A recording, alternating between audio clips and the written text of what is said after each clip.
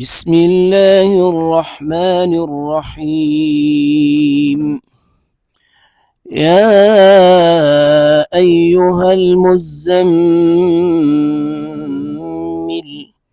قم الليل إلا قليلا نصفه أو انقص منه قليلا أو زد عليه ورتل القرآن ترتيلا إنا سنلقي عليك قولا ثقيلا إن ناشئة الليل هي أشد وطئا وأقوم قيلا إن لك في النهار سبحا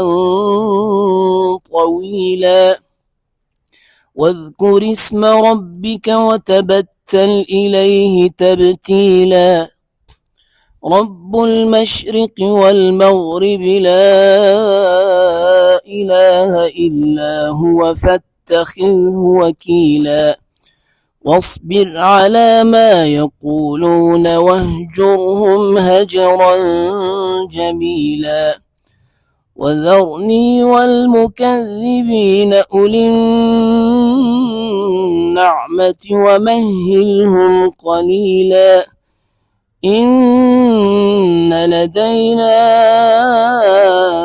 أنكالا وجحيما وطعاما ذا غصة وعذابا أليما يوم ترجف الأرض والجبال وكانت الجبال كثيبا مهيلا إنا أرسلنا إليكم رسولا شاهدا عليكم كما أرسلنا إلى فرعون رسولا فعصى فرعون الرسول فأخذناه أخذا وبيلا فكيف تتقون إن كفرتم يوما يجعل الولدان شيبا السماء منفطر به كان وعده مفعولا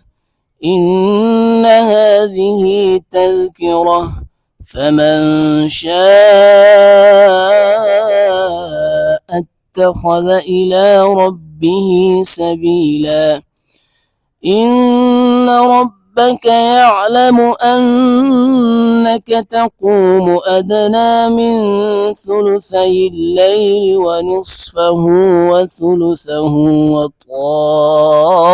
وطائفة من الذين معك والله يقدر الليل والنهار